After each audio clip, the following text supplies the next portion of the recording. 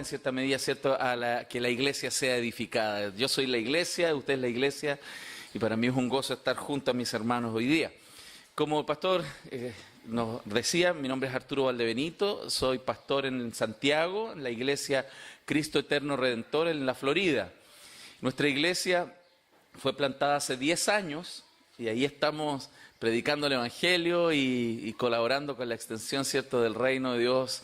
Y muy contentos, somos una iglesia que tiene aproximadamente 150 personas con los niños, ¿no? Una iglesia que ahí estamos ¿cierto?, creciendo, gracias al Señor. Trabajamos en distintas áreas y una de ellas es el área de la Fundación Sapiencia, que nace desde la iglesia. Es una fundación que no tiene la misma personería jurídica de la iglesia, es una fundación que nace con el objetivo de extender el cristianismo y el pensamiento cristiano en la cultura. Y de hecho el eslogan de la fundación es pensamiento que transforma nuestro entorno, basado en Romanos, ¿cierto?, 12, donde dice que renovemos, ¿cierto?, nuestro entendimiento para comprobar que la buena voluntad de Dios es agradable y perfecta. Y esta fundación tiene distintas áreas de trabajo. Una de ellas es el área social, otra de ellas es el área educacional, el área de calidad de vida. Y en el área educacional estamos trabajando en temas como, por ejemplo, creacionismo bíblico, que es lo que vamos a tratar el día de hoy. Representamos en esa área al Ministerio Respuestas en Génesis, un ministerio norteamericano del cual voy a dar más detalle en unos minutos. Al ministerio también Living Waters o Aguas Vivientes, que es el ministerio de Ray Comfort, que también se dedican al evangelismo, a la apologética y la defensa del cristianismo en ámbitos seculares, capacitando a la iglesia para poder dar razón de la esperanza que tenemos nosotros en Cristo Jesús. Pero también tiene un área social, que es el área de trabajo en hogar de ancianos, el área de los hospitales, y también hace muy poquito iniciamos el fin de semana pasado, de hecho, estuve en Perú. Tuve la oportunidad con un par de hermanos de nuestra iglesia, que también son parte de la fundación, de hacer el lanzamiento de un comedor para 50 niños de escasos recursos en la zona norte de Perú. Así que ya echamos a andar eso, nuestra iglesia se involucró, juntamos dinero y ya lanzamos ese comedor que atiende a personas no creyentes, a niños de familias no creyentes. Y eso está generando ya, tenemos lindos testimonios, incluso personas no creyentes al ver esto nacer de la iglesia se quieren sumar. Y que esto siga creciendo porque, hermanos, la verdad que la necesidad en nuestro país, hermano, vecino, es muy, muy grande. Nosotros a veces pensamos que nos faltan cosas, pero cuando uno va y ve otras realidades se da cuenta que ya la necesidad es tremenda. Niños, tuve la oportunidad de conversar con una abogada que trabaja ahí en el sector y ella nos decía que ella hace clase a veces en los colegios. Niños que no desayunan, salen a la 1:30, 2 de la tarde, llegan a casa, no siempre están los papás, muchas veces ni siquiera almuerzan. De hecho, los niños duermen para no pasar hambre, duermen. Esa es la realidad aquí en Perú, en zonas rurales, urbanas, alejadas de las ciudades. Y ahí estábamos con la ayuda del Señor lanzando ese comedor, muy felices de que Dios nos dé el privilegio de ver eso y poder ser parte. Así que muy, muy agradecidos de Dios. Así que eso es lo que hacemos. Conozco al pastor ya hace varios años y tuve el privilegio de estar el día de que ustedes inauguraron este templo acá también. Así que les animo a seguir, a extender la obra, a predicar el Evangelio, que esta sociedad y sus propios vecinos lo necesitan mucho también. Amén.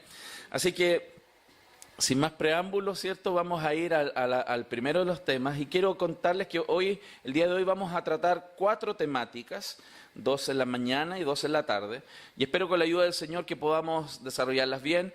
Si usted en algún minuto le quedan dudas y quiere hacer preguntas, le agradecería que las anote, porque después vamos a tener tiempo de preguntas y respuestas para que usted pueda desenvolver sus dudas, inquietudes y que podamos apreciar con mayor profundidad lo que intentaré exponer en estos minutos. El primero de los temas se titula así: la relevancia del Génesis en el mundo actual. Y la verdad que quienes sabemos de la Escritura sabemos que la Biblia es toda relevante siempre, ¿no? Pero ¿por qué este título? Porque yo creo que en los días de hoy, donde el naturalismo científico, la idea de la evolución ha penetrado en tantas áreas del quehacer humano, en el ámbito educacional, ¿cierto? Nuestros niños les enseñan la evolución hoy día ni siquiera de manera muy ética como una teoría, sino que la enseñan ya como un hecho. Yo tuve la oportunidad de conversar con compartir con mi hijo mayor su etapa escolar y poder ir mirando lo que en el colegio le enseñan. y ruteando semana a semana sus materias en el área particularmente de biología. Y claro, no era ético, ¿no? Simplemente se los enseñan y ya ni siquiera en su cuaderno no decía palabra teoría. Cuando una teoría es presentada, tiene que tener justamente la contraparte. Hay que explicar la contraparte y las contrapropuestas. Y la verdad que en el mundo de hoy la teoría evolutiva, darwiniana, que es la que más ha penetrado en la cultura, hoy está absolutamente cuestionada en los ámbitos de alta ciencia. El 2016 hubo una conferencia en Inglaterra donde se juntaron 300 de los más grandes científicos evolucionistas ateos, casi todos, ¿cierto?, para tratar el tema que vamos a hacer con la teoría de la evolución, porque ya no se sostiene. Si usted no lo sabe, le comento que hoy día hay 10 teorías que tratan de responder la idea de orígenes y las ideas respecto de la realidad biológica y humana. Y, y casi todas estas teorías se contraponen con la anterior.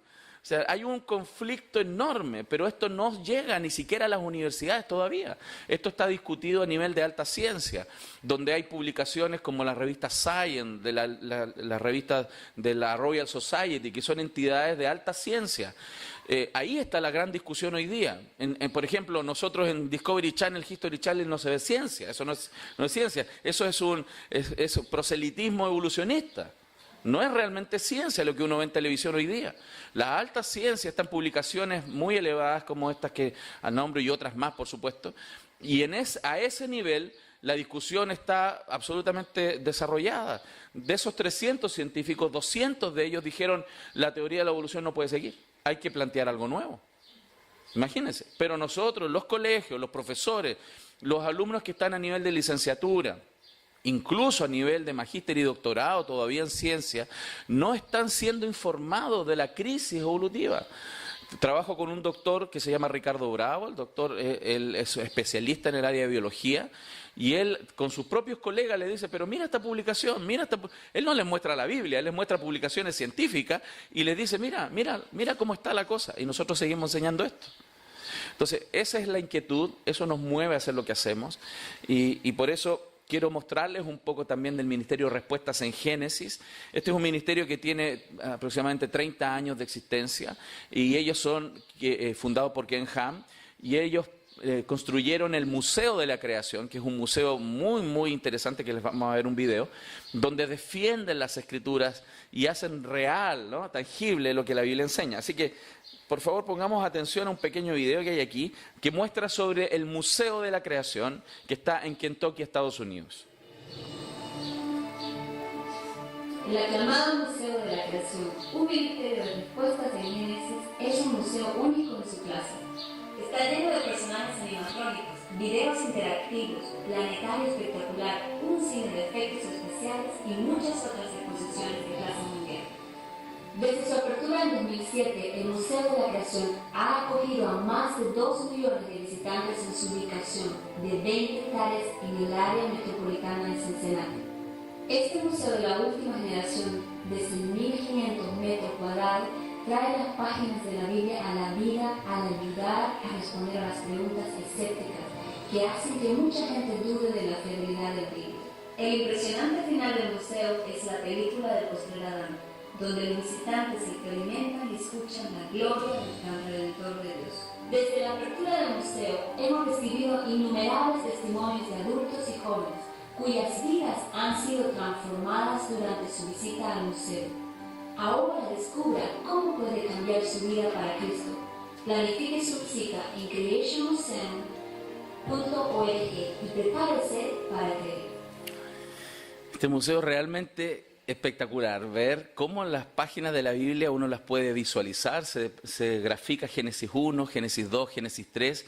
En el proyecto de ellos quieren recrear completo el Génesis, incluso hoy día en el Arca, que también les voy a mostrar un video. Ellos también construyeron el Arca a tamaño real, que es un gran museo, es un parque enorme, que también está en Kentucky, y es bien espectacular. Tuve la oportunidad de estar cuando esto se estaba construyendo allá en Kentucky, todavía no estaba terminado, viéndolo cómo se hacía, y después he ido un par de veces más a compartir con personas, ¿cierto?, al interior y recorrer y darse cuenta cómo la gloria de Dios se puede hacer visible en cosas como estas.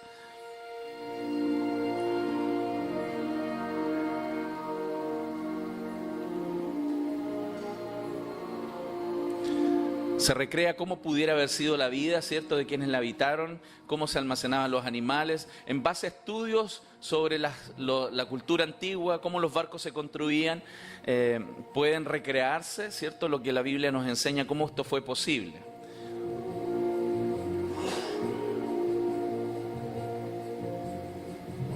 El manejo de las aguas, el manejo de los residuos, etcétera. Al interior de un barco, como se hacía en la antigüedad, los buques que tenían que navegar meses, así se ha ido construyendo y recreando cómo pudiese haberse desarrollado esto, con las medidas, el tamaño real que la Biblia nos muestra que tuvo el arca.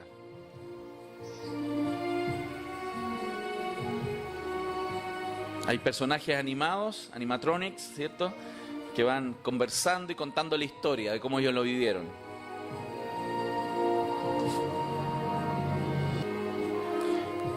El arca y el museo no están en el mismo lugar, están separados a unos 20-30 minutos de distancia en vehículo, pero vale la pena el esfuerzo visitar el arca. Así que si Dios mediante en algún minuto de su vida considera un gran viaje, piense en ir a Kentucky a conocer el arca y el Museo de la Creación. Así que eso como introducción, contarles un poco de eso. Estamos trabajando en Latinoamérica, haciendo conferencias en muchas partes, muchas iglesias, en instituciones no creyentes, en universidades, defendiendo la fe cristiana con argumentos, con buen conocimiento bíblico, por supuesto, que es la base de nuestra cosmovisión, de cómo vemos el mundo con los ojos de Dios y que Él nos reveló en su palabra. Pero quiero partir entonces con la temática, poniendo un texto de inicio, que es lo que Pablo cita en 2 Corintios capítulo 11, versículo 3.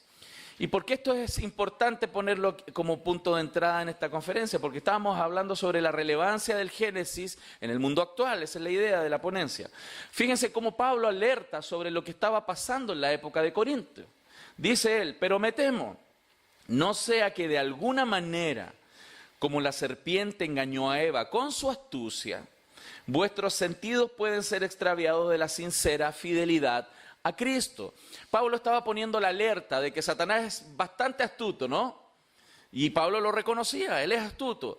Pero esa astucia se podía ver reflejada en cómo logra engañar a los cristianos, cómo logra engañar a los creyentes respecto de la fidelidad, de la visión de Dios, de la visión de su palabra, de la autoridad de la palabra, cómo los creyentes pueden llegar a relativizar lo que Dios dice. Y es muy interesante, para poder darnos cuenta, y nosotros hoy día, en el 2018, no caer en las mismas trampas que Satanás tuvo, es bueno ir al origen, mirar cómo fue que Satanás trabajó en el Génesis. Fíjense que cuando el Señor lanza sus primeros mandamientos, la palabra, a los primeros padres, dice que le dijo Dios al hombre, de todo árbol del huerto podrás comer, pero del árbol del conocimiento del bien y del mal no comerás, porque el día que de él comas, ciertamente morirás. Texto que seguramente nosotros hemos pasado muchas veces por ahí, ¿no?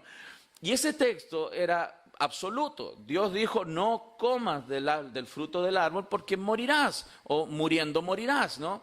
Sin embargo, Satanás vino sobre la vida de los primeros padres, particularmente a la vida de Eva primero, ¿no? Y vino a tentarla.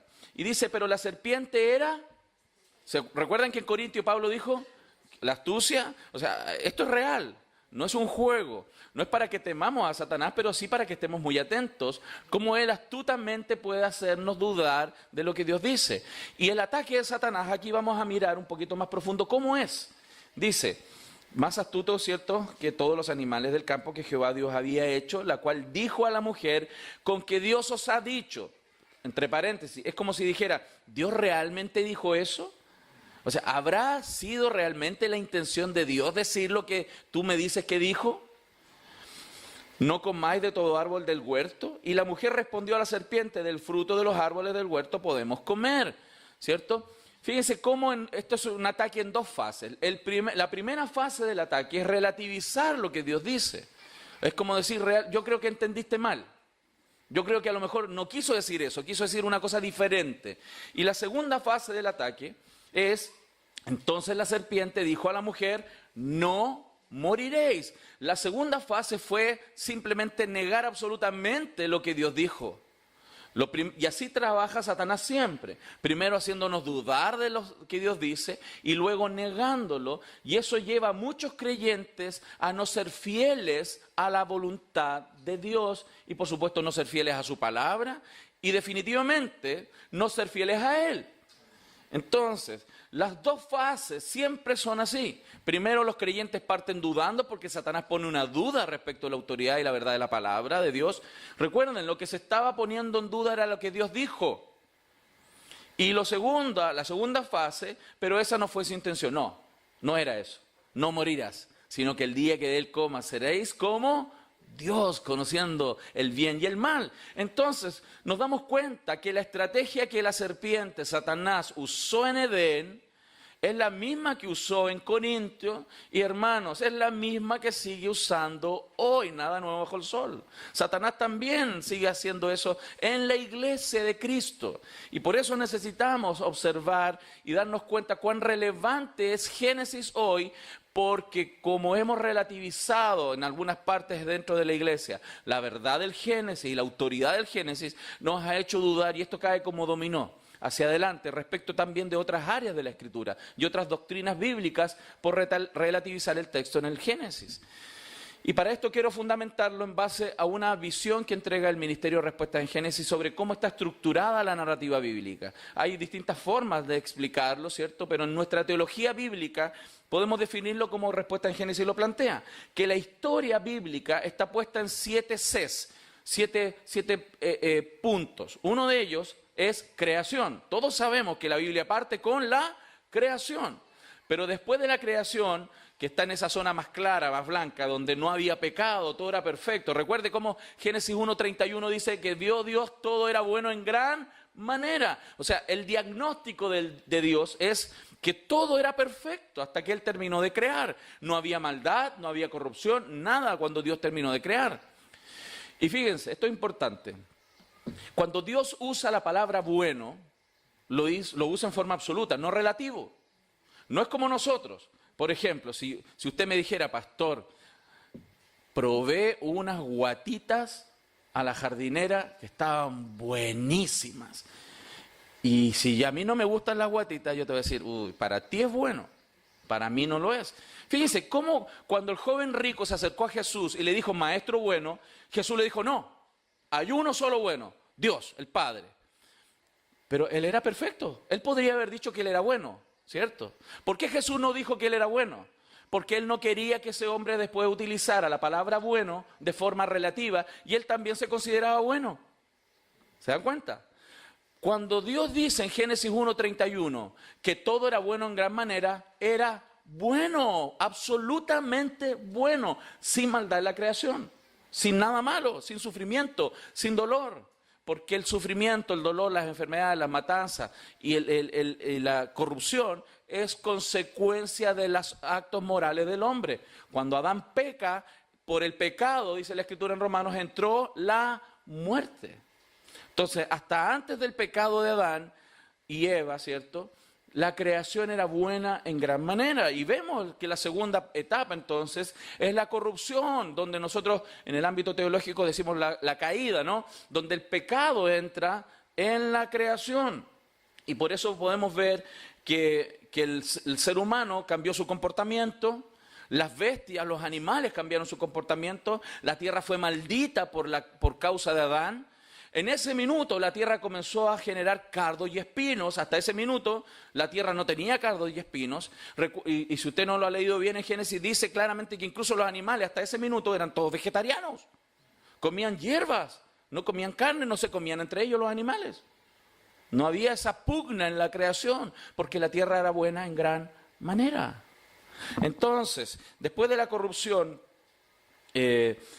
vemos cómo se relata una gran catástrofe.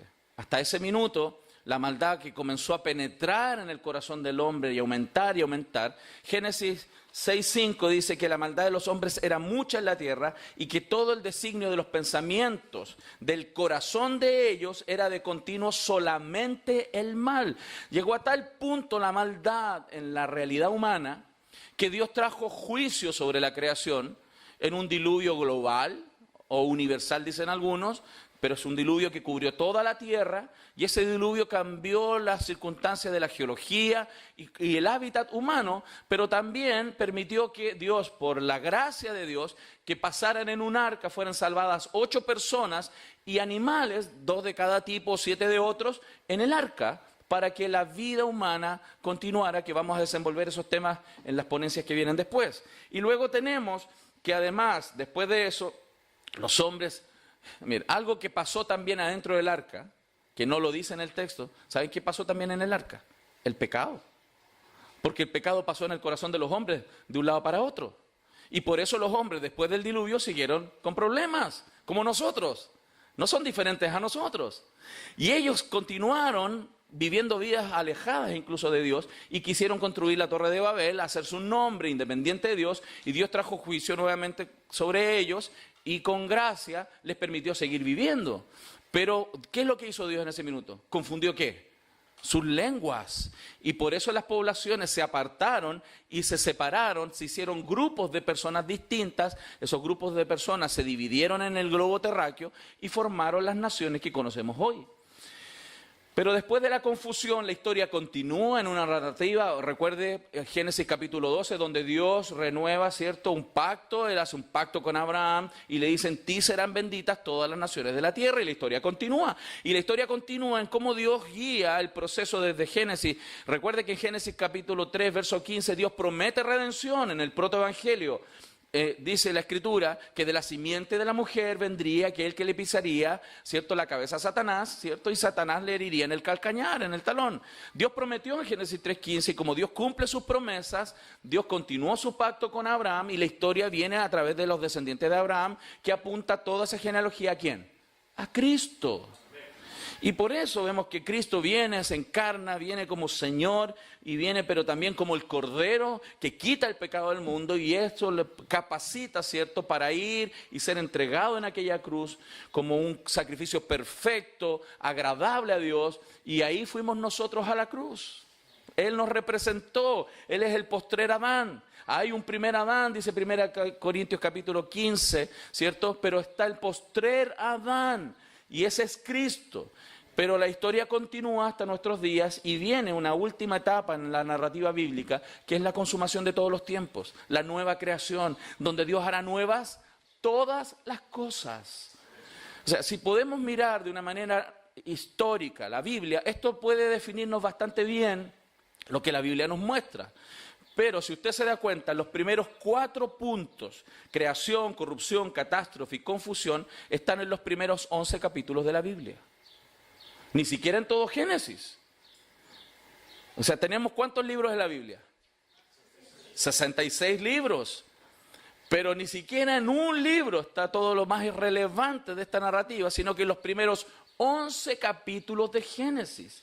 Por eso es tan importante lo que espero en Dios este día podamos desenvolver y compartir juntos, ¿ok? Recuerde que incluso nuestro Señor Jesús, cuando le preguntaron sobre el matrimonio, Él citó Génesis. Mire lo que dice Mateo 19. Respondió, Él les dijo: ¿no habéis leído? A él cuando le preguntaron sobre el divorcio, sobre el tema del divorcio en el matrimonio, Él no apareció como un gurú.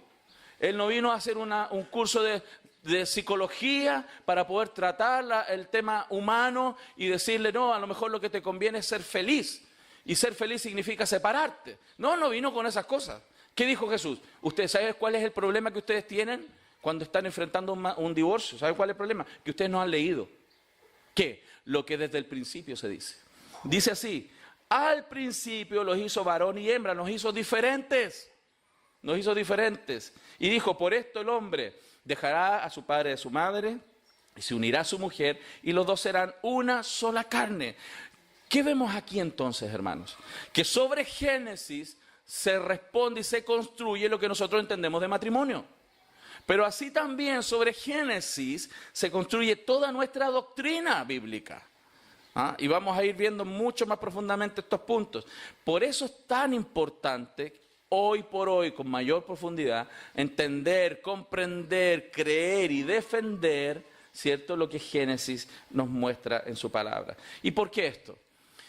Fíjense, hermanos, los seres humanos, no importa la cultura, no importa la lengua, no importa el país, no importa la educación que tengas, todos los seres humanos en su experiencia humana van a intentar responder algunas preguntas existenciales. La primera de las preguntas existenciales que todos de alguna manera respondemos es la pregunta de orígenes. ¿De dónde venimos? ¿Sí o no? Yo no sé cuánto es lo que más se acuerda de niño, ¿no? Si yo me pongo a retroceder mi disco duro para atrás, empiezo a mirar, a veces bien duro, mi disco, empiezo a revisar los antecedentes y cuando más chico, yo recuerdo alguna vez estar jugando, lo más chico que me acuerdo, jugando a la pelota y comiendo algo. Parece que era un pan, un sándwich. Ese tema de comer siempre me persigue. Orígenes, ¿de dónde venimos? Porque en algún momento tomé conciencia de mi vida y me pregunté, ¿de dónde? Mis papás, yo vengo de mis papás. ¿Y mis papás vienen de quiénes? De sus papás. ¿Y sus papás de quién? De sus papás. ¿Y de sus papás? De sus papás. Y nos empezamos a retroceder e intentamos, porque no estuvimos ahí, de saber de dónde venimos, de dónde surgió todo. Todas las culturas hacen eso. Pero también una segunda pregunta muy común es significado, nuestro propósito. No sé si a ti te pasará, pastor, pero a mí me pasa como pastor también, que la pregunta más común que me hacen, pastor, ¿cuál es el propósito de mi vida? La pregunta de significado es profunda, importante. Todos los seres humanos nos preguntamos por qué estamos aquí, para qué, ¿sí o no? Todos lo hacemos. Y esto pasa en todo lugar del mundo, en toda cultura, todo conocimiento humano. Todos buscan su propósito y significado. Pero también la pregunta de moralidad, cómo hemos de vivir, que en las aulas universitarias se enseña como ética, el cómo tenemos que vivir. ¿Cuáles son los parámetros morales con los cuales nosotros vamos a desenvolver nuestra vida, nuestra sociedad, nuestras relaciones familiares, etcétera? Y la pregunta de destino, ¿a dónde vamos? Todos tratan de saber o responder a dónde vamos. Algunos dicen no, morimos y dejamos de existir. Otros no, que empezamos a dar vuelta en vidas que son circulares y nos reencarnamos en distintas cosas. Si eres malo te vas a encarnar en un chancho, etcétera, etcétera. Ya veo a la hermana Juanita ahí comiendo ahí como un cerdito. ¿Se imagina? No sé si hay una hermana Juanita, no se vaya a ofender. Son bromas solamente. Pero ¿por qué entonces esto es importante? Y quiero poner a prueba este planteamiento con una cita de una filósofa atea que se llama Ayn Rand. Ella dice así, fíjense, el hombre, o cada ser humano, ¿no? Cada hombre, es un fin en sí mismo, no el medio para los fines de otro. Debe existir por su propio esfuerzo, sin sacrificarse a otros, ni sacrificar a otros para sí mismo. La búsqueda de su propio interés racional y de su propia felicidad es el más alto propósito moral de su vida. Hermanos, todas esas palabras se resumen en sé feliz y no le compliques la vida a nadie. Toda esa palabrería que está ahí es para decir busca tu felicidad mientras no le compliques la vida a nadie. Pero quiero que usted ponga atención, cómo ella está respondiendo el significado de su vida y su moralidad, la pregunta de significado y moralidad en esa frase. ¿Y por qué su frase es tan distinta a la nuestra? Porque su respuesta de orígenes es distinta a la nuestra. Ella vive como si Dios no existiera, porque ella no cree que Dios existe. O sea, como yo respondo la primera de las preguntas de orígenes va a influenciar mi respuesta de significado, de moralidad y de destino. Otro ejemplo es este conocido ateo que lucha contra el cristianismo y toda posición de teísmo, que se llama Richard Dawkins. Él es un zoólogo de Inglaterra que estudia, ¿cierto?, el tema de los animales, pero él defiende fuertemente la visión atea. Él está en muchas conferencias en muchas partes del mundo defendiendo el ateísmo y luchando contra la verdad cristiana. Y dice así, miren su frase: no se engañe de que va a vivir de nuevo después de que esté muerto. No sucederá. Aprovecha al máximo la vida que tienes, vive al máximo. Parece un comercial. ¿Sí o no que parece un comercial de bebida, no sé, de algo? Just do it, ¿eh? Solo hazlo, sé feliz. ¿Ok? Qué tremendo que un zoólogo se esté metiendo en preguntas filosóficas, esté respondiendo preguntas de significado, preguntas de moralidad. ¿Por qué lo está haciendo? Porque él tiene una visión del mundo distinta a la creyente, a la cristiana, porque la respuesta de orígenes es diferente. Y esto es importante, incluso afecta a nuestro evangelismo el día de hoy. Porque muchas personas vamos a predicar el evangelio y le decimos, mira, Dios viene a tu vida y Él quiere darle un propósito a tu vida. ¿Han escuchado esos mensajes? Quiere darle un nuevo propósito a tu vida. Pues yo ya tengo propósito, yo lo defino.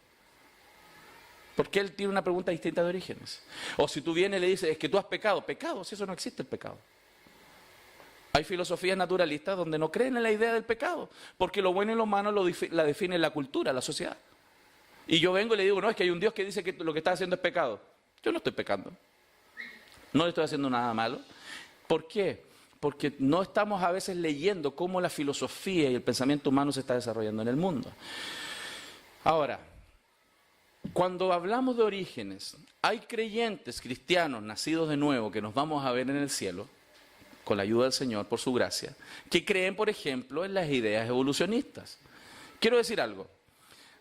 El que tú creas que la tierra es antigua o la tierra es nueva no define tu salvación. La Escritura es clara que es lo que define la salvación. Si confesares con tu boca que Jesús es el Señor y creyeres en tu corazón que Dios le levantó de los muertos, serás salvo. Entonces, allá arriba, cuando estemos en el cielo, hermano, nos vamos a ver los de tierra joven y los de tierra antigua. Claro que los de tierra antigua van a tener que pedir perdón. No, eso es broma. Eso es broma. Entre un 66 y un 88% de personas que nacieron en la iglesia, que estuvieron cuando chicos en la iglesia, abandonaron su fe en la universidad. Es una catástrofe. ¿Quiénes no lo hicieron? Aquellos que tuvieron entrenamiento como el que van a tener hoy día. Y que abiertamente en la iglesia se puede discutir sobre creacionismo, sobre los antecedentes científicos que respaldan la narrativa bíblica. Entonces, esto es muy importante. ¿Por qué? Porque tenemos que estar preparados, y no lo digo yo, lo dice la Escritura, y lo citó el pastor cuando inició el culto. Dice, 1 Pedro 3:15, si no santificad a Dios el Señor en vuestros corazones. O sea, cómo nuestro corazón debe ser limpiado, y como Pablo decía, debe ser cuidado respecto de la fidelidad a la Escritura, a Cristo, y estar además siempre preparados para presentar defensa ante todo el que os demande razón de la esperanza, razones de lo que creemos que hay en vosotros, pero hacerlo con mansedumbre y temor. Y esto es importante también aclarar. La apologética, el estudio de estas áreas, no es para ponernos a discutir y ganar discusiones. Si tú pasas 10 minutos con alguien, debatiendo 10, 15 minutos de estos temas, conversando, y no lo llevas al Evangelio, no estás haciendo apologética. La apologética cristiana es dar razón de nuestra esperanza, de nuestra fe. Usamos antecedentes científicos, pero no es para ganar discusiones científicas, sino para llevarlos a Cristo, llevarlos al Evangelio. Y esto es importante, hermanos, discutirlo en la iglesia. Hay un escritor que se llama, de apellido Huxley, que a él se le conoce como el Bulldog de Darwin. Fue en la época darwiniana, cuando las teorías salieron, y Darwin, uno de los que más defendió férreamente el darwinismo. Él es ateo, y murió ateo por lo que se sabe. Pero él defendía el darwinismo. ¿Por qué? Y lo que vamos a leer ahora es bien interesante. Porque cuando la iglesia cristiana, en la época que estas teorías empezaron a fluir fuertemente, comenzaron a decir, nuestra Biblia quedó pasada de moda. No tenemos respuesta. ¿Qué hacemos? Empecemos a integrar. Empecemos a meter ideas evolutivas en el texto y ver cómo encajamos las ideas evolutivas en el texto y le damos una nueva leída. Y fíjense, Huxley, como no quería que eso pasara, quería simplemente el cristianismo dejarlo fuera y que la evolución se forjara, él atacó a aquellos que estaban tratando de integrar.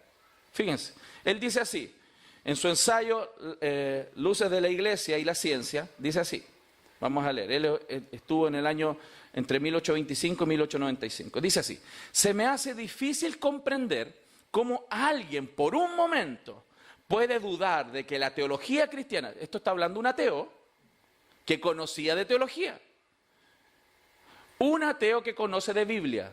El problema es que hay muchos creyentes que no conocen del ateísmo. Para poder dar razones, tenemos que entender muy bien lo que ellos piensan. Él entendía bien lo que los cristianos piensan para atacarlo. Fíjate, dice, ¿cómo alguien por un momento puede dudar de que la teología cristiana debe sostenerse o caer con la veracidad histórica de las Escrituras. O sea, si lo que la Biblia dice no son hechos reales, históricos, si no son cuentos, toda nuestra teología es una farsa. Y dice, con las Escrituras judías, la concepción del Mesías o el Cristo está inextricablemente entrelazada con la historia judía. La identificación de Jesús de Nazaret con el Mesías se basa en la interpretación de los pasajes de las Escrituras hebreas que no tienen ningún valor probatorio, o a menos que posean el carácter histórico asignado a ellos. Sigue. Si el pacto con Abraham no se hizo, si la circuncisión y los sacrificios no fueron ordenados por Jehová, si las 10 palabras o 10 mandamientos no fueron escritas por la mano de Dios en las tablas, o sea, la mano de Dios escribiendo en la piedra, como dice la Biblia, si eso no fue así. Si Abraham es más o menos un héroe mítico como Teseo, la historia del diluvio fue una ficción y la caída una leyenda y la creación el sueño de un vidente, si todos estos relatos definidos y detallados en hechos aparentemente reales no tienen más valor que las historias de los reyes legendarios de Roma, ¿qué debe decirse acerca de la doctrina mesiánica, ¿cierto?, que tiene un enunciado de menor claridad? ¿Y qué acerca de la autoridad de los escritos de los libros del Nuevo Testamento, que según esta teoría no aceptaban las débiles ficciones como verdades sólidas? Sin embargo, han construido los mismos cimientos del dogma cristiano sobre las arenas movedizas de las leyendas. Y continúa. Fíjense, él está diciendo en otras palabras que si no hay historia real, todo lo que se construye hacia adelante, toda nuestra teología bíblica. Recuerden, los profetas del Antiguo Testamento, y les mostré un texto donde el propio Jesús refería su realidad actual en base a lo que había pasado realmente en el principio. Por eso creer la Escritura de manera narrativa, bíblica, como la Biblia nos muestra, como hechos históricos y reales, es tan importante. Quiero recordar, por ejemplo, cuando Dios describe el diluvio, a través de Moisés en Génesis, dice, en el año 600 de la vida de Noé, en el mes tanto, en el día tanto, vino el diluvio. ¿Por qué Dios da año, mes y día? Porque no quería que nosotros creyéramos que esto pasó en una tierra muy, muy lejana, en la galaxia muy, muy lejana, o que érase una vez. Porque no es un cuento, es historia. Y quería que quedara en el calendario de la humanidad bien clarito que un día Dios trajo una destrucción global por el pecado del hombre.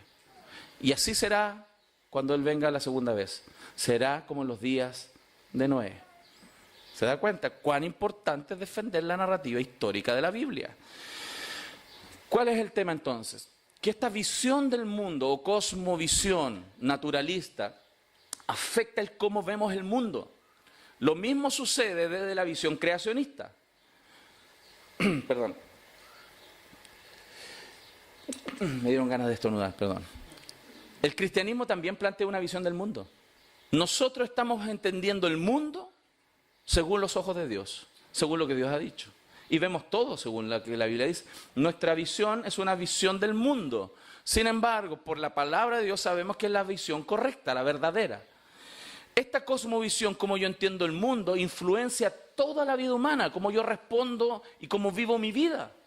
Por eso la cosmovisión va a mostrar mis preferencias, va a mostrar mis elecciones, va a influenciar todo lo que yo elijo, mis percepciones del mundo, cómo yo manejo la información, cómo hago mis propuestas para mi vida, mis actitudes, mi estilo de vida, mis metas, mis creencias. Por lo tanto, una cosmovisión es aquello que aceptamos como verdad o verdadero. Es muy importante conocer nuestra visión cristiana, cómo entendemos el mundo. Hay una lucha muy fuerte en la academia respecto a estos temas. Richard Dawkins, este personaje que les citaba hace un minuto, un importante científico, dijo así: Darwin lo expulsó, hablando de Dios. Ya, Darwin como que sacó a Dios del escenario, fuera de la biología y en particular de esa área. Pero la física continúa un poco dudosa. Yo soy más del área de la física, por eso nos mantenemos un poco más firmes contra estos ataques. Ahora Hopkins está dando el golpe de misericordia, es como el golpe de gracia que usamos nosotros. Como si Hopkins hubiera logrado realmente sacar a Dios del escenario de la cultura. Pero miren lo que él dice, este señor que falleció hace un tiempito atrás. Miren su frase, pongan mucha atención a lo que él dice. La creación espontánea, ¿Usted sabe lo que es la creación espontánea? Que aparece así. ¡Pum! Eso es espontáneo. Aparece algo. La creación espontánea es la razón del por qué las cosas existen y no nada. Porque un universo existe, porque existimos. No es necesario invocar a Dios para que suceda lo espontáneo y hacer que el universo funcione. Porque existe una ley como la gravedad, el universo puede haberse autocreado de la nada. ¡Wow! ¿Qué diferencia hay entre nada y un poco de nada o mucha nada? ¿Y qué pasa si la nada la revuelvo? ¿Qué va a salir? ¿Por qué la nada? Hay un filósofo que definió lo que es la nada y lo dijo con una frase muy singular. Nada es lo que sueñan las piedras. ¿Ha visto una piedra durmiendo? Lo que esa piedra durmiendo sueña, eso es nada. Pero el científico está tratando de decirnos que la nada, de manera espontánea, produjo todo. ¿Se dan cuenta? Y ellos venden libros, ¿no? Y es muy singular como Dawkins. Él escribe libros y se gana la vida escribiendo libros de una persona que no existe, que para él no existe, de Dios, contra Dios. Él escribe contra alguien que no existe y se gana la vida de eso. Muy singular. Pero tenemos otro creyente, escritor, C.S. Lewis, ustedes lo deben conocer por las Crónicas de Narnia. Él dice lo siguiente: creo en el cristianismo como creo que el sol ha salido. No solo por lo que vea, sino porque gracias a eso puedo ver todo lo demás. Él está diciendo que la cosmovisión cristiana, lo que la Biblia dice, te permite ver la realidad de todas las cosas y entender el propósito de dónde venimos, cuál es nuestro propósito, cómo hemos de vivir y a dónde vamos, coherentemente. ¿Se dan cuenta? Cito a otro filósofo matemático, él es matemático cristiano de la Universidad de Oxford en Inglaterra, John Lennox. Dice así: Hawkins y otros como él es cristiano, no perciben que la ciencia de ellos no responde a cuestiones, ¿cierto?, como por qué las cosas existen y no la nada. ¿Por qué no hay nada en vez de todo? Ellos también no perciben que la cosmovisión atea que tienen, que excluye a Dios, es por suposición y no por razones científicas. ¿Ok? Y voy a desenvolver esto. Fíjense, ellos nos han planteado, por ejemplo, una de las teorías respecto de orígenes es el Big Bang. ¿Ah? ¿Han escuchado el Big Bang? ¿Ok? De hecho hay un programa en televisión que se llama Big Bang Theory. ¿Ok? Porque la idea del Big Bang está por todas partes, nos quieren meter esa idea aquí, que todo salió por un Big Bang. Incluso algunos creyentes dicen: pastor, pero el Big Bang es una buena explicación de cómo creó todo en el origen. No concuerda con las leyes físicas. Dios no creó así, con Big Bang. Y vamos a explicar eso. Entonces, ellos nos están tratando de mostrar una narrativa histórica. Igual como la Biblia nos muestra una narrativa histórica, ellos también nos están contando una historia. Ellos nos están contando una historia que partió hace 14,8 mil millones de años. Había una vez, hace 14,1 mil millones de años, de la nada aparece una singularidad, y esa singularidad, que es una partícula altamente densa, que contiene la masa de todo el universo, pero altamente densa. No sé si ustedes sabían que los últimos estudios y publicaciones de la revista Nature científica habla de que el universo tiene más de 300 mil millones de estrellas. 300 mil millones de estrellas, aparte de los planetas. Y la masa de 300 mil millones de estrellas, donde hay soles que nuestro Sol parece nada, al lado de esos soles, 300 mil millones de estrellas, más todos los planetas estaban todos juntos en una partícula altamente densa con alta temperatura. Y esa partícula que apareció de la nada, de repente, ¡pum!, explotó y comenzó a moverse la explosión, y los gases iniciales que salieron de ahí, que suponen 2 gases o 3 gases, precipitaron y comenzaron a formar otros compuestos moleculares y esas moléculas comenzaron a precipitar, a enfriarse y a formar otros elementos que tenemos en el cosmos y esos elementos se formaron y empezaron a girar por millones de años y después esos gases se juntaron y ¡boom! Aparecieron los planetas, las estrellas y después de todos los planetas y las estrellas comenzaron a surgirse en nuestro planeta, de alguna manera llegó el agua y el agua trajo la vida y la evolución química y luego aparecieron las primeras moléculas y después de las moléculas unos organismos básicos y después los cromosomas y la información genética aumentó y estamos aquí. Pero no nos han contado el final de la historia, que no es muy buena. La final de la historia esta es que todo se enfría y se muere. Muerte térmica. Además es pesimista el final. No ganan, no, los buenos no ganan. Se mueren todos. Mala la película además, ¿se dan cuenta? Pero conversaba recién con un hermano acá, cuando llegué, respecto de que las leyes físicas actuales del cosmos, las que rigen el cosmos, las leyes de gravedad y otras leyes que se observan, que se logran medir, esas leyes no funcionan en el origen. En este planteamiento teórico de un supuesto Big Bang, las leyes actuales no hubieran permitido un Big Bang. Ellos dicen entonces que en el Big Bang tienen que haber habido leyes físicas que no conocemos. Más encima, no saben qué, que hay unas supuestas leyes en el origen que no conocemos. Les quiero mostrar un video que los de mi edad se van a acordar.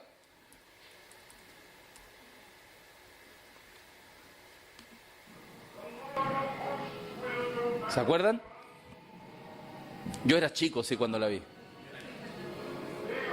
Los 10 mandamientos. Cuando Moisés toma el báculo y comienza algo espectacular.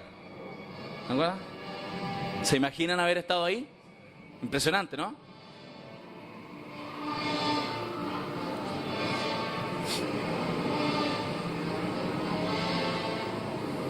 Imagínense el mar abriéndose,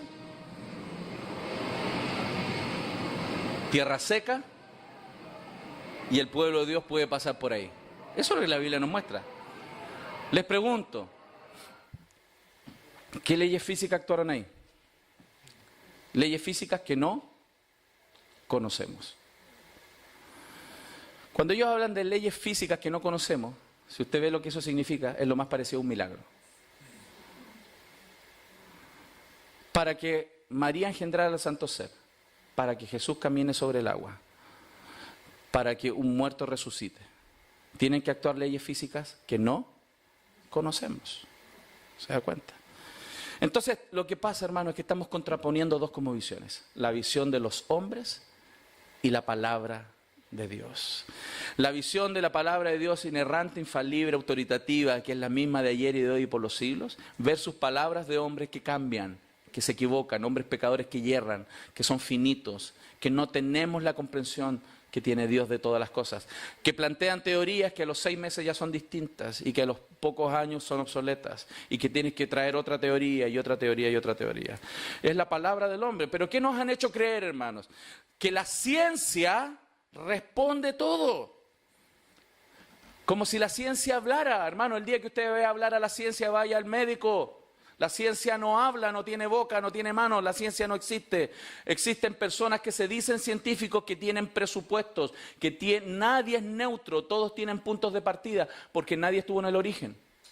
Todos interpretan, suponen orígenes, ¿ok? Y esa visión, una de esas suposiciones se llama naturalismo o ateísmo. El naturalismo propone, ellos como que tuvieran una Biblia, que hay ellos tienen como 2 versículos. Uno de ellos es, la naturaleza o la materia es todo lo que existe. Ahí la naturaleza, la energía, la materia es todo lo que existe, no hay más. Lo suponen porque no lo pueden probar. Segundo, todo puede y de hecho debe explicarse por tiempo, más la casualidad, más las leyes de la naturaleza obrando en la materia.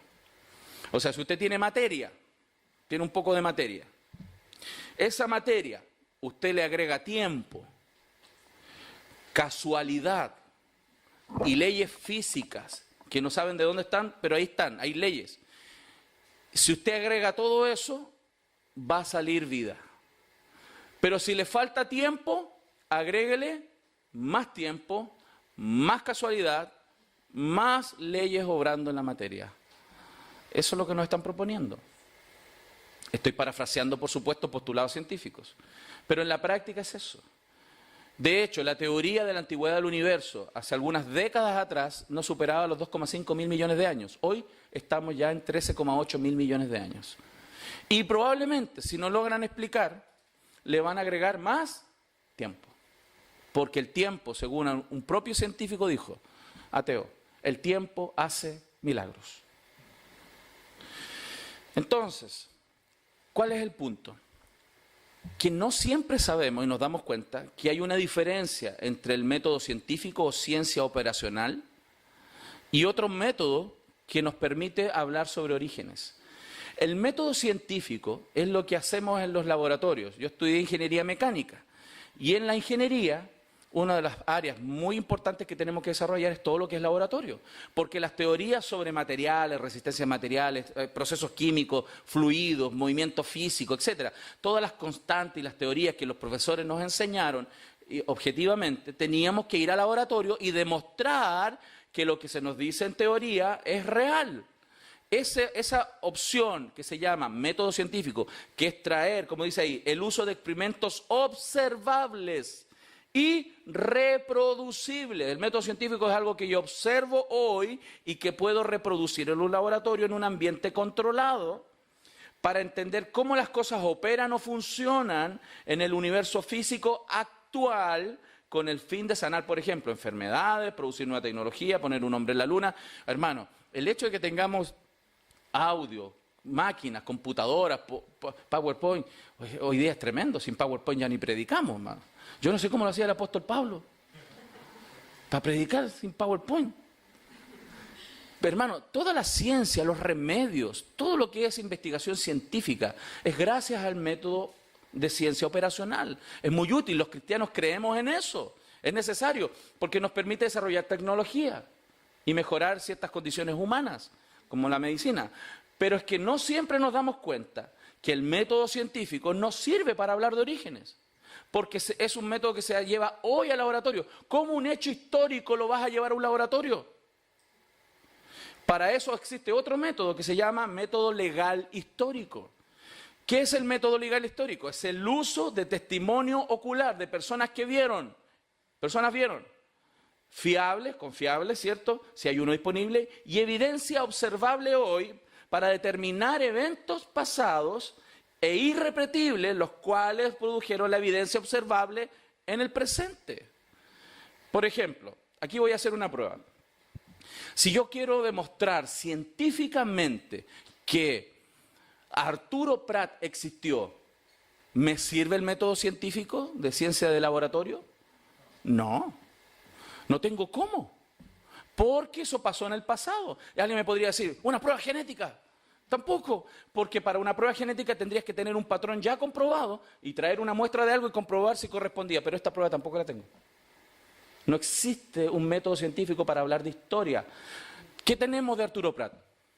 Cartas, documentos que personas escribieron que hablaron de lo que él dijo, cómo pasaron las cosas, testimonio ocular fiable de personas que observaron los hechos cuando Arturo Prat saltó.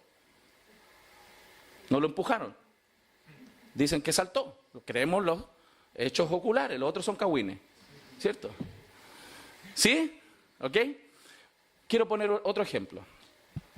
¿Cuál es tu nombre, hermano? ¿Perdón? David. David, ¿cuál es tu edad? ¿Me puedes demostrar científicamente tu edad? ¿Cómo? Demuéstrame científicamente cuántos años tienes. Una prueba simple. ¿Cuál es tu edad? Yo le pregunto a cualquiera de ustedes cuál es su edad, ustedes me van a decir una edad. Demuéstramelo científicamente. ¿No puedes? A lo mejor alguien podría decir, pastor, usted le puede usar el carnet de identidad. Los que son de mi edad, conocen ese también. ¿Cierto? Sí, yo tenía de estos antes. ¿Qué me trajo? Un papel con tinta impreso donde dice cuándo nací. Pero tampoco sirve. Porque cualquiera puede imprimir eso. Eso no es un método científico. ¿Se dan cuenta? Una cosa tan simple como que me confirme científicamente tu edad, no se puede ni siquiera con eso. Pero entonces alguien me dice, pero yo sé. Mis papás. Voy a llamar a mis papás, así eras tú cuando niño. Mis papás, porque ellos van a respaldar mi testimonio, ¿cierto? Entonces, para respaldar cuántos años tengo que tener ahí un papel escrito y el testimonio de personas que vieron cuando yo nací. ¿Qué es la Biblia? Papel y tinta que narra relatos de hechos de personas que vieron el testimonio de personas fiables que vieron lo que sucedió. Más de 500 personas vieron la resurrección de Cristo y otros tantos vieron y tenemos el testimonio. Eso es método histórico legal. ¿Se dan cuenta de la diferencia entre método científico y método histórico legal? Nuestra Biblia, ¿saben por qué es fiable? Porque contiene una corroboración tan contundente de los hechos históricos reales. La Biblia no falla. Y los que trataron de arruinarla en el siglo XIX, relativizando incluso la narrativa histórica, con los nuevos descubrimientos arqueológicos se han ido confirmando nombres de pueblos, ciudades, culturas que la Biblia enseña. ¿Se dan cuenta? Otro ejemplo, para que vean cuán difícil es a veces hablar de estos temas, porque no se logra distinguir entre método científico real, objetivo, percepciones y temas históricos. Por ejemplo, ¿está el sol brillando ahora? ¿Qué dicen ustedes? ¿Está el sol brillando ahora? ¿Saben por qué no podemos comprobar que en este momento el sol está brillando? Aunque vemos luz en este minuto. ¿Saben por qué? Pues pensemos que es una playa o Santiago, o aquí este lugar. ¿Saben por qué no podemos comprobar que en este minuto el sol está brillando? Porque la distancia entre el sol y la tierra es de 150 millones de kilómetros. La luz del sol demora 8 minutos 19 segundos en llegar al planeta. Por lo tanto, sí sé que hace 8 minutos, 19, 18, 17 segundos estaba brillando, pero ahora no lo sé. ¿Se dan cuenta? Entonces, cuando hablamos de hechos históricos, no puedo comprobar. Hace 8 minutos y 19 segundos la historia estaba brillando, pero ahora no lo sé. ¿Se dan cuenta, hermanos? La diferencia entre método científico y método legal histórico. En un periodo de 8 minutos les demostré que no tenemos cómo comprobar lo que pasó hace 8 minutos. Más cerca que 8 minutos. Solamente hace 8 minutos y 19 segundos el sol estaba brillando. Ahora no lo sé. Entonces, esto ha impactado la creencia cristiana a tal punto que cuando el naturalismo científico entró, volvimos a leer Génesis 1 para reinterpretar el texto que habíamos creído por 18 siglos tal cual como ahí dice, de manera literal. La discusión histórica sobre 6 millones de años cambió. ¿Por qué? Comenzaron a aparecer teorías. Una de las teorías que entre Génesis 1:1 y 1:2, entre esos dos versículos hay una brecha. La teoría de la brecha. Ahí vamos a encajar los millones de años. Porque en el principio creó Dios los cielos y la tierra, ¡pum! Punto. Millones de años y la tierra estaba desordenada y vacía. Otros lo ponen después del segundo versículo, otros antes del primer versículo, pero ahí hay teorías. Meter los millones de años ahí que lo vamos a desarrollar más en detalle. O la idea de los millones de años que no son días literales, sino que son días a era. Y algunos sacan un versículo, pastor, usted no ha leído la Biblia. Un día es como 1000 años y 1000 años como un día. Entonces, todas esas teorías comenzaron a penetrar en el pensamiento de la iglesia. ¿Por qué? Porque los científicos nos estaban diciendo, tu Biblia está mala, tu Biblia está mala. ¿No se acuerdan lo que hizo Satanás en el principio? No es que Dios habrá querido decir otra cosa. A lo mejor Dios no quería decir días literales. A lo mejor Dios quería decir días largos. Y después nos dicen, no es así. Son 14,7 mil millones de años. La misma estrategia que nos aparta de la sincera fidelidad a Cristo y su palabra. Un punto, otro punto más. ¿Estamos bien en la hora, pastor? ¿Sí? ¿Vamos bien? Ok. ¿Dónde encajan los millones de años? Pensemos lo siguiente. Imaginémonos que entre esa pared y esta pared es una línea de tiempo que tiene 14,8 mil millones de años. O sea, aquí metimos 14,8 mil millones de años. Pensemos que allá en el borde estamos hoy día. Si retrocedemos en el tiempo, 2000 años hasta Cristo, y si después retrocedemos 4000 años hasta Adán, 6000 años dentro de esta pared, 14,8 mil millones, ¿cuánto tenemos que retroceder para acá? Es casi pegado allá. Porque la distancia de 6000 años queda allá en el borde. Y el principio acá, porque estos son 14,8 mil millones de años. Entonces parece que Jesús se equivocó. Porque Él dijo, ¿no habéis leído que en el principio varón y hembra los creó? ¿Se dan cuenta? Porque para Jesús no hay millones de años. Para Jesús el principio fueron esos 6 días. Porque en el sexto día fue creado, en la tarde del sexto día, el hombre y la mujer. No hay millones de años. ¿Se dan cuenta? Esto es peligroso. No es el cambio tan instantáneo en el pensamiento del creyente, pero el creyente que empieza a abrazar ideas evolucionistas, poco a poco se empieza a alejar de la Escritura. Es como la rana, que si tú quieres cocinar una rana, dice una historia por ahí, no tienes que meterla en el agua caliente, porque si la tienes agua caliente va a saltar y se va a ir. Tienes que meterla en el agua fría, porque ahí están bien, cómoda. Le tiras un jabón y champú y ahí se quedan, bañándose la ranita, tranquila y tropical. Y ahí le pones el fuego y después dice, oh, está tibiecita el agua.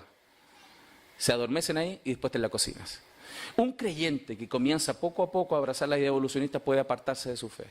Como le pasó entre el 66 y el 88% de los jóvenes en Estados Unidos que creían en la palabra de Dios y cuando fueron a las universidades le lavaron el cerebro y ya no creen en la Escritura.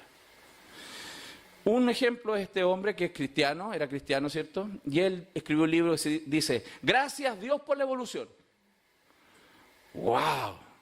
Pero miren lo que dice, Dios es la realidad última y todos los nombres conocidos de Dios, de la humanidad, son la realidad última. Dios, Alá, Brahma, Buda, naturaleza, es lo mismo.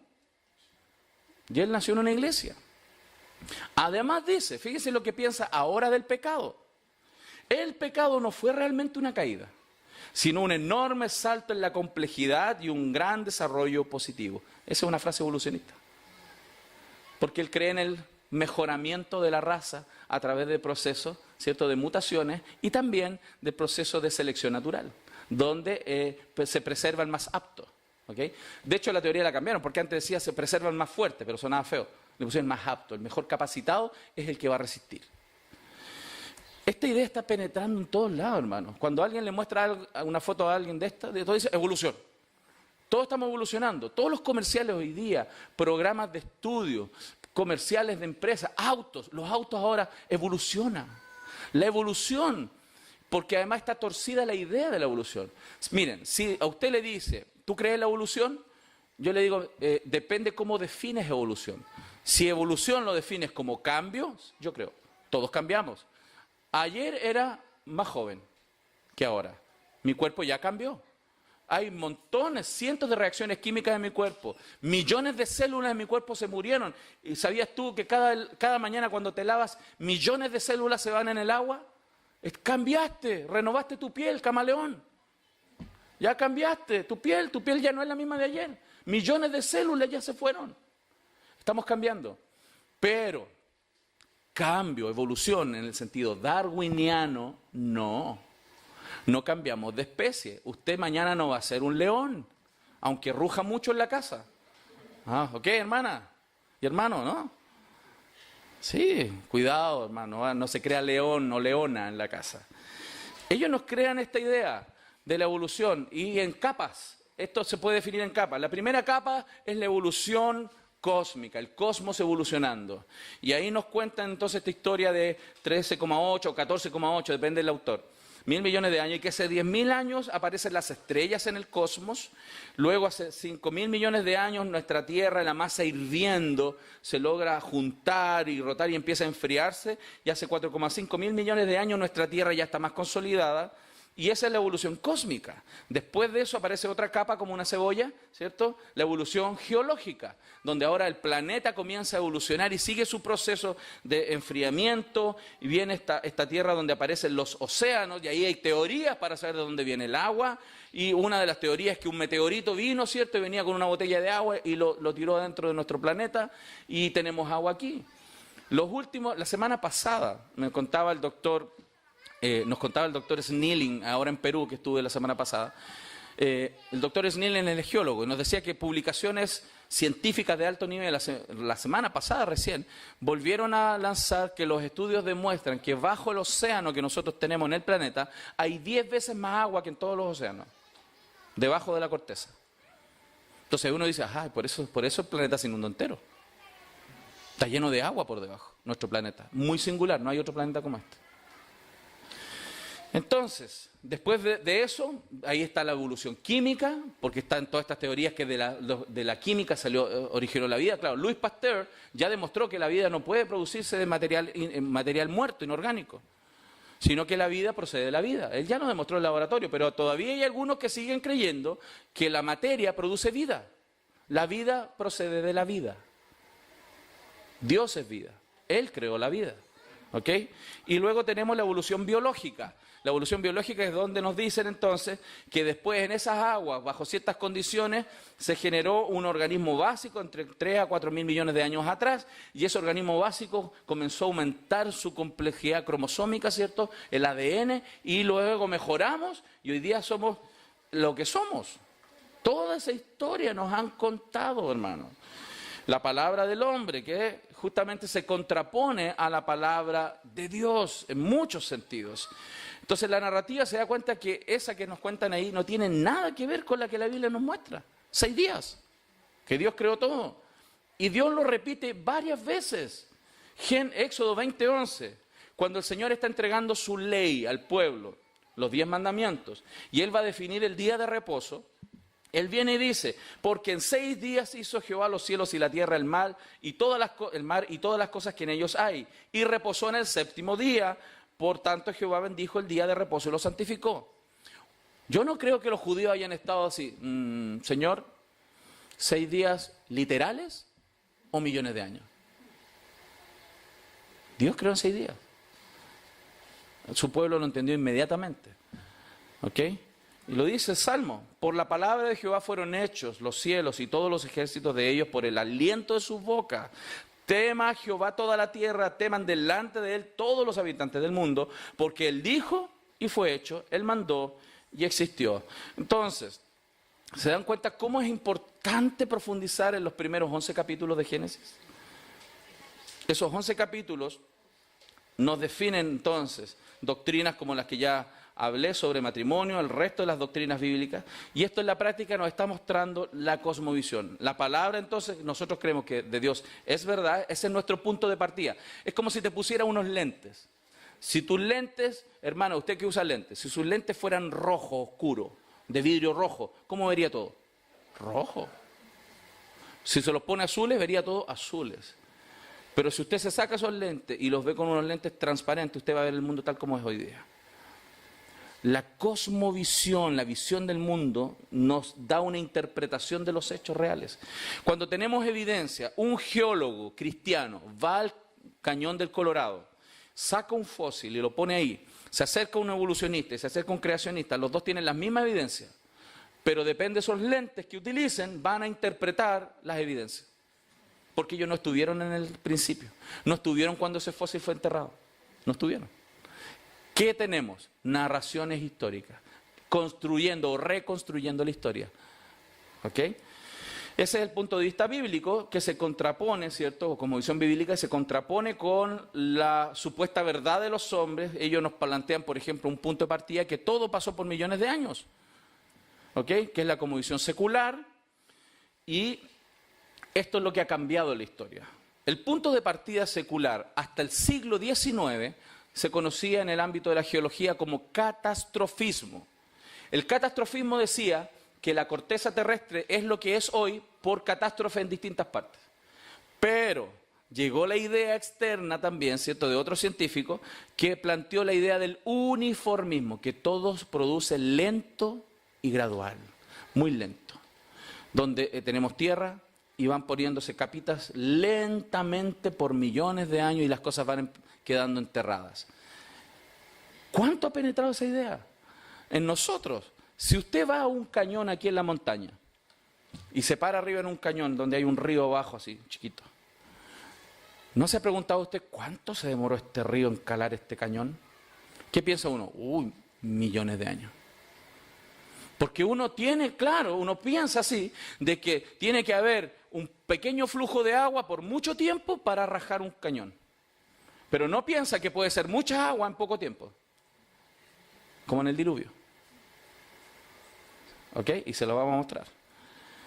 Entonces, la visión cambió. La cosmovisión secular comenzó a ganar terreno, mucho terreno. Entonces, cuando nos empezaron a preguntar desde la ciencia a los cristianos sobre las cosas que la Biblia no podía demostrar, como por ejemplo, el nacimiento virginal, ¿lo puede demostrar en un laboratorio? No. ¿Que se convierte el agua en vino? ¿Puede convertir agua en vino en un laboratorio? A algunos les encantaría esa receta. ¿Ah? Caminar sobre el agua, ¿cómo lo demuestra científicamente? Calmar una tempestad. La resurrección de los muertos, la resurrección de Jesús. Demuéstralo en un laboratorio. No se puede. Y empezó una corriente a criticar la Biblia. Comenzó el liberalismo teológico de las corrientes principalmente alemanas, Bullmann. Comenzaron a liberalizar el texto y a darles otras interpretaciones. A decir que eran metáforas, que no eran reales. ¿Ok? Y la iglesia dijo, wow, no tengo cómo responder. No sé qué responder. Tú eres científico, apareces de bata blanca, con un montón de estudios científicos, y me dices que esto viene hace millones de años. Los cristianos dijeron, ¿qué hacemos? Bueno, sobre todo cuando le preguntaron sobre los 6 días. Ellos dijeron, no hay 6 días. Dios creó, no, ellos ni siquiera Dios. La Tierra existe por millones de años. Fíjense, ¿qué dice la Biblia sobre la antigüedad del planeta, de la Tierra solamente? Dice que fue creada 5 días antes de Adán, y entre Adán y Abraham hay 2000 años aproximadamente, y entre Abraham y hasta hoy día hay aproximadamente 4000 años. Entonces, aproximadamente, según la Biblia, la Tierra, el planeta, tiene 6000 años. Aproximadamente. Son 2 cifras que ni se comparan con la visión naturalista, que dice que la Tierra tiene 4,5 mil millones de años.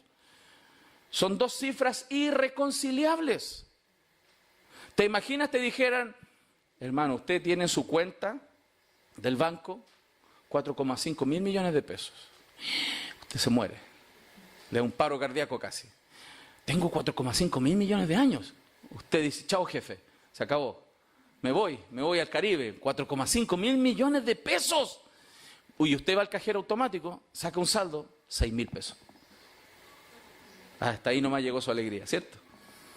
Lo mismo, ¿qué relación tiene 4,5 mil millones de años con 6.000 años? Son 2 cifras que no se pueden conectar. Entonces, pero hay esfuerzos de integrar evolución con creación, tierra antigua, hay esfuerzos.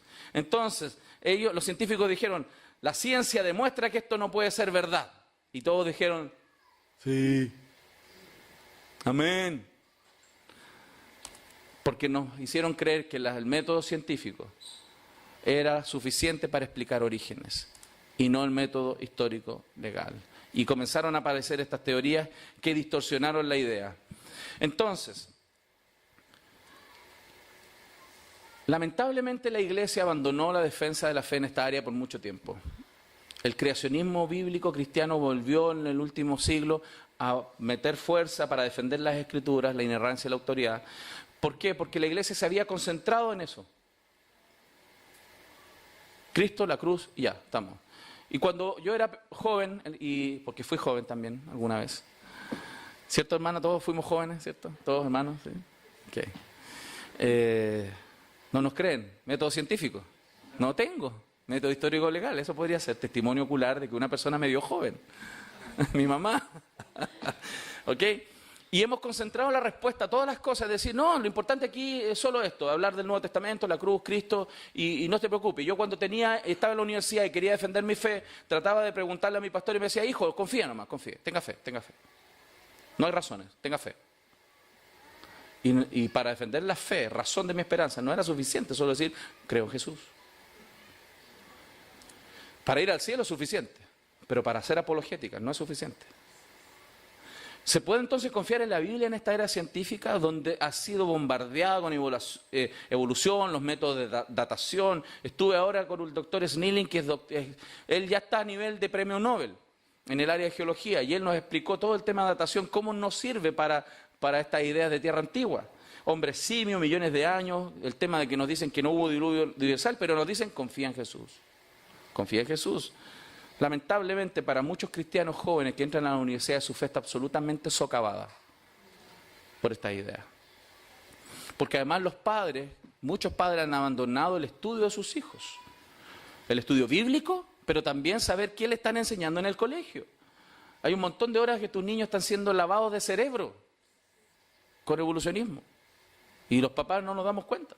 Tenemos esas ideas metidas en la casa, en los monitos animados, en los programas de televisión, en Discovery Channel, en History Channel, en todos lados. ¿Ok? Y tenemos entonces que prepararnos. Y con esto ya estoy casi terminando la primera ponencia.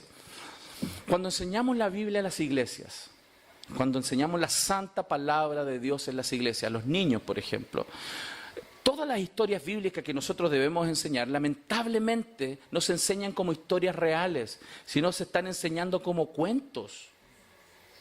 Como cuentos, muchos desconectados. Vamos hoy día, este domingo, a hablar de Abraham. Y otro domingo vamos a hablar de Noé. Y otro domingo a hablar de Moisés. Y de Saúl, y de este, del otro. Sin conexión histórica, sin narrativa. Y los niños se crían pensando que son cuentos. Entonces, cuando el niño después de la universidad tiene que enfrentar preguntas sobre geología, biología, astronomía, antropología, arqueología, empieza un dualismo en su mente.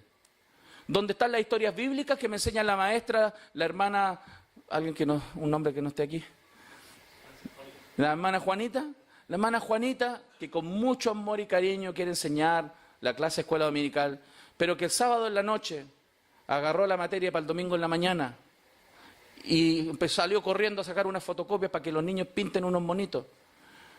Esa enseñanza debe fortalecer la fe del niño, para edificar y consolidar su fe. Pero cuando después tiene que enfrentar la historia real, biología, geología, empieza ese dualismo. Aquí tengo un doctor en biología, tengo un doctor en química, tengo un doctor en ciencia, y acá está la hermana Juanita enseñándome con papelito. Que con mucho amor lo hace. Pero yo viví eso también. Defender mi fe en la universidad fue muy difícil, porque no fui preparado. Y cuando me preguntaban mis compañeros y me decían, ¿y tú crees en el diluvio? El arquita y los monitos y los animalitos saliendo. Yo empecé a buscar información en mi disco duro para defender mi fe. Yo voy a hacer apologética y saqué información y empecé a recordar lo que me enseñaron en la escuela dominical y apareció esto, hermano. Con esto defiendo mi fe. Hermanos, con mucho amor se los digo, con mucho amor. Eso no es bíblico. Así no es lo que la Biblia muestra. Lo más parecido al relato bíblico es un buque grande. Hermanos, el fundador del ministerio, en el libro La crianza de hijos piadosos para un mundo impío, relata la narrativa de cómo él llegó a ser movido en su corazón a levantar este ministerio grande y construir un arca, porque su papá, cuando ellos vivían en Australia y ellos eran chicos, era un papá presbiteriano y todos los días les leía las escrituras, les enseñaba la Biblia y se las leía narrativamente. Y en esa época donde la crisis, el tema evolucionista estaba tan penetrado en la cultura, él le decía, hijo, lo que aquí dice es verdad. Va a demostrarse que la Biblia es la verdad. ¿Sabes lo que el papá hizo? Le hizo un arca a escala en la casa, de madera, con tamaño de los animalitos y todo, para que los niños entendieran, vieran que no es un cuento. Fue un barco enorme, real, con tamaños reales. El arca, hermanos, tiene un volumen enorme. ¿Saben cuántos camiones de 40 pies, volumen grande, caben dentro del arca? 500. 500 camiones enormes. Caben dentro, sin problema. Y vamos a ver cosas después sobre animales en el arca. ¿Y cómo lo hizo, pastor? Si eran hay tantas especies. Vamos a hablar de todo eso. ¿Por qué? Porque la Biblia, cuando nos muestra en el principio, y salen estas preguntas de cuántos animales entraron en el arca, etcétera. ¿Cómo entendemos eso, pastor? Si hay tantas especies. ¿Cómo lo hacemos? Por ejemplo, pensemos solo en los caninos. Pensemos solo en los perritos. Hay chihuahua, hay bulldog, hay pastor alemán y metimos 2 de cada uno. ¿Cómo? Si son tantos. Algunos calculan entre 9 millones de especies, otros 12 millones de especies. ¿Cómo hacemos? Claro, lo que sucede es que la traducción que nosotros tenemos, la Reina Valera, en los versículos iniciales, cuando habla sobre esta variación, esta variabilidad, usa la palabra género, usa la palabra naturaleza, o también usa la palabra especie. Produzca la tierra según su género, produzca la tierra según su especie, su tipo, ¿ok? Pero en el hebreo es la misma palabra, min, pero en la nuestra, que tiene su raíz en la Vulgata latina, se utilizaron distintas palabras para traducir la misma palabra en el hebreo. Porque claramente el lenguaje español, latino, es más rico.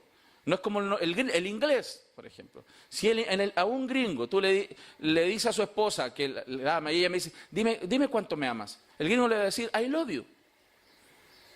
Y eso es todo.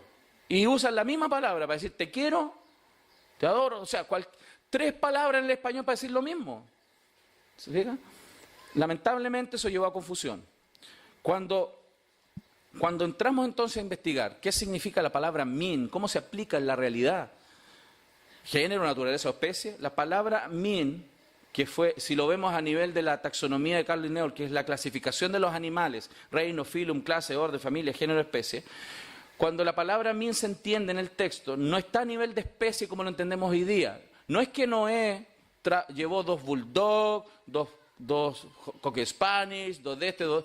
No llevó 2 de cada especie de perro, sino 2 de cada familia. La palabra min está a nivel de familia. 2 caninos de la familia de los cánidos. ¿Por qué? Porque incluso hoy a nivel de genética, todas estas diferencias de perros que tenemos hoy día de caninos y que entraron en el arca, se explican, hermanos, por ejemplo, ya se sabe que del lobo, o de una especie similar al lobo, tiene la carga genética para producir toda la especiación de perros que tenemos. Al interior, Dios diseñó de tal manera la genética, que la carga genética está para dar diferentes tipos de caninos, dependiendo de condiciones ambientales, alimentación, y la cruza dentro de la misma familia de animales. Lo mismo en el tema del diluvio. Hay algunos que creen que el diluvio fue local, una zona, y no global. ¿Qué dice la Biblia? Con el abismo, como con un vestido la cubriste, sobre los montes estaban las aguas, a tu represión huyeron al sonido de tu trueno, se apresuraron, subieron los montes, descendieron los valles, al lugar que tú le fundaste, le pusiste término, el cual no traspasarán ni volverán a cubrir la tierra. El Señor muestra que al final del diluvio, aquí en el Salmo se relata, cómo Dios hizo que las aguas retrocedieran. Dice ahí que elevó los montes y bajó los valles. Al final del diluvio, que duró cerca de 1 año, muchos creen, por no profundizar bien el texto, que fueron 40 días. No, fueron 40 días y noches de lluvia. Pero el diluvio, el proceso diluviano duró 1 año. Hay que leer bien ahí el texto en Génesis. Y ese proceso completo llevó que volúmenes de agua, lodo y tierra que cubrieron el planeta retrocedieran cuando se elevaron las montañas. Dios elevó las montañas y bajó los fondos oceánicos. De hecho, si nosotros el planeta lo aplanáramos como una bola de billar, aplastáramos las montañas y subiéramos el océano, la cantidad de agua que solo tiene el océano nos dejaría abajo 2,74 kilómetros de agua en todo el planeta. Nosotros no estamos tapados de agua, ¿sabe por qué? Porque Dios elevó esas lindas montañas y bajó el fondo de los océanos. Y el agua fluyó por los valles, arrasando tierra, formando cañones. ¿Sabes lo que son los cañones hoy día? Las cicatrices del fluido de grandes volúmenes de agua que arrastraron los sedimentos al fondo marino y los océanos cayeron, bajaron. Entonces, ¿qué tenemos después del diluvio? Que todo ese movimiento de tierra y lodo, de agua que cubrió la tierra. Recuerden que el texto dice que cuando comenzó el diluvio, las fuentes del abismo fueron rotas.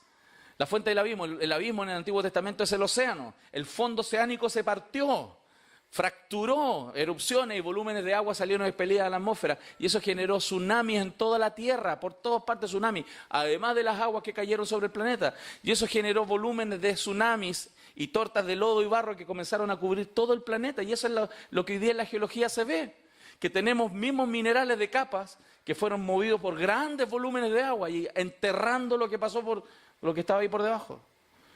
¿Qué tenemos entonces? Miles de millones de cosas muertas enterradas en capas de roca sentadas por el agua por toda la tierra. ¿Lo puede repetir conmigo? Miles de millones de cosas muertas enterradas en capas de roca sentadas por el agua por toda la tierra.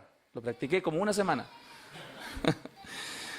Entonces cuando vemos el Gran Cañón, ¿qué vemos? Miles de millones de cosas muertas enterradas por capas de roca sentadas por el agua por toda la tierra.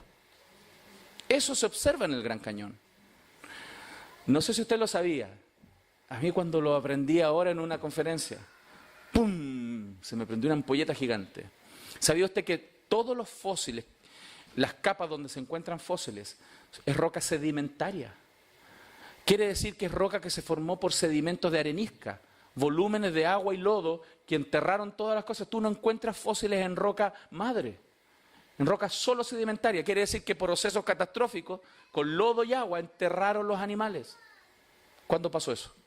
Diga conmigo, el diluvio. En el diluvio. Tenemos fósiles, hermanos, que tienen tumores cerebrales. Fósiles con cáncer, con artritis. ¿Las enfermedades fueron antes de la caída o después de la caída? Después. Esos animales están afectados por la muerte, porque esos animales vivieron después de la caída de Adán. Entonces, este es otro ejemplo. Tenemos un tigre fosilizado de dientes de sable con un diente enterrado en el hueso de uno que se estaba comiendo. Pero ellos eran vegetarianos. Porque cuando se estaba comiendo este animal, esto fue después de la caída y quedó fosilizado. Estaba almorzando y quedó enterrado. Porque esto fue catastrófico. Porque si tú tienes un perrito, ¿cuántos tienen perrito? ¿Cómo se llama su perrito? Sushi. Se come. Si Sushi no quisiera Dios, yo tampoco, se muere Sushi un día y se muere en su patio, ¿se va a convertir en fósil? Que quedar aislado del oxígeno instantáneamente. Porque además los fósiles no solamente son huesos, los fósiles son incluso el tejido blando que quedó fosilizado, las escamas de los peces, las escamas de las pieles de pieles de dinosaurios, están fosilizadas las pieles. Porque ellos quedaron aislados del aire así rápido. Entonces, también hay fósiles de cardos y espinos. ¿Cuándo aparecieron los cardos y los espinos? Después de la caída. Los tenemos fosilizados, porque los cardos y espinos quedaron fosilizados en el diluvio. Entonces, aquí tengo otra noticia. ¿Sabe lo que es eso? ¿Alguien? Glóbulos rojos. Ok. ¿Sabes dónde encontraron tejido blando y glóbulos rojos? Tejido blando, materia orgánica. Al interior de huesos de tiranosaurio rex fosilizados. Y esto los naturalistas no lo muestran, pues no conviene a su teoría de millones de años. ¿Cómo puedes tener tejido blando y materia orgánica y restos de sangre al interior de un hueso fosilizado de un tiranosaurio rex? Porque no sucedió hace millones de años. De hecho, hoy el laboratorio ya se muestra que necesitas cosas de semanas o horas para tener fósiles.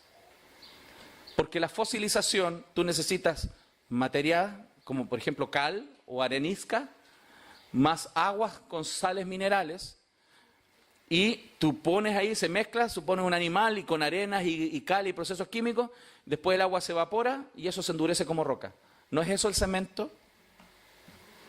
¿Cómo construyen las casas de cemento? Tú juntas arena con cal, que es el cemento, cales, le echas agua, se produce una reacción química y es como si tuvieras muchas bolitas de pelotitas de golf. ¿Cómo las pelotitas de golf se podrían pegar? Si tú metes agua y productos químicos, si esos productos químicos reaccionan, todas esas cosas quedan juntas. Eso es una roca. La roca sedimentaria eran granos de arena que con productos químicos y sales minerales, productos de los océanos que cubrieron todo, eso, la reacción química más temperatura, después produce roca. La roca se produce en horas. Hay en este momento, nos contaba el doctor Snilling, que hay playas en el Caribe donde el agua del mar es tibia, ¿no? Mucho más caliente que la nuestra. Donde entre la marea alta y la marea baja se produce roca. Entra el agua salina a zonas de arena, queda estacionada, se mezcla el agua marina con arena, se retira, se va a la marea, vuelve y esa cosa ya se endureció como roca. Porque no necesitan millones de años para formar rocas. Han encontrado fósiles, rocas, que al partirlas, ¿sabes lo que han encontrado dentro, por ejemplo? Bujías de auto. ¿Qué les parece? Porque la historia de la humanidad no tiene millones de años, tiene 6.000 años como la Biblia propone. Amén. Porque la palabra de Dios es verdad. Él lo dijo. Entonces, lo que nosotros vemos es que la muerte es el resultado de las acciones morales del hombre. Él dijo, ciertamente morirás. El pecado engendra la muerte. Lo dice la Escritura, pero la teoría evolucionista es todo a la inversa. Nos dice que la muerte, el sufrimiento por millones de años vino perfeccionando todo hasta ser lo que somos. La Biblia nos muestra todo lo contrario, que nos fuimos hechos perfectos y el pecado nos corrompió. La evolución dice todo lo contrario, que partimos mal, todos muriendo, todos malos y vamos siendo perfeccionados. ¿Sabe lo que atenta a esta idea? Atenta contra el carácter de Dios. Dios dijo, todo es bueno en gran manera. Por eso no podemos aceptar muerte, matanza y sufrimiento al interior de la creación. Porque cuando Dios terminó ya era todo perfecto, incluso la caída de Satanás. Hay algunas teorías que dicen no, que Satanás cayó, pastor, entre el versículo 1, 2 ahí, porque dice que todo era desordenado. Y Dios es un Dios de orden. Y como un Dios de orden, ahí tiene que haber entrado Satanás. Lo voy a explicar después, para que sacarnos esa idea, ¿ok? Entonces, cuando interpretamos los datos, hermanos, y vemos el mundo, debe ser a la luz de las Escrituras. Y así darnos cuenta cómo se forman las rocas. Por ejemplo, y termino con esto. Este es el monte Santa Elena, en Estados Unidos, en el año 80, hizo la explosión. Así era. Y en la erupción quedó así. Imagínense el tamaño de la erupción. Tremendo. Esto generó que estuvo en actividad más bien como 4 o 5 años, y esa actividad después produjo que el cono al interior volvió a crecer, se producía nieve, y en los derretimientos de grandes volúmenes de tierra y material, como había habido una gran erupción, y que generó muchas capas de tierra por cenizas, tierra que salió expelida de este gran volcán, después cuando bajaban los flujos de agua y barro, generó cañones enormes, enormes cañones en las laderas del monte. En cosa de horas bajaban grandes flujos de agua y se generaban esos grandes cañones. Ok, voy a terminar porque esto lo voy a profundizar. Ese es un jamón petrificado. Un jamón, una pierna de jamón hecha piedra en una erupción. ¿Ok? Entonces, tenemos que decidir. Vamos a fundar sobre la palabra de Dios, sobre la palabra de los hombres nuestras convicciones. Si las funda sobre la palabra de los hombres, vamos a caer en relativismo moral, matrimonio homosexual, aborto y buscar nuestra propia salvación, porque se relativiza el texto. Poco a poco, poco a poco. Más la palabra de Dios nos hace mantener nuestros absolutos morales, el matrimonio, la santidad de vida, y que Cristo sea el único camino, verdad y vida para nosotros. Amén. Dios les bendiga.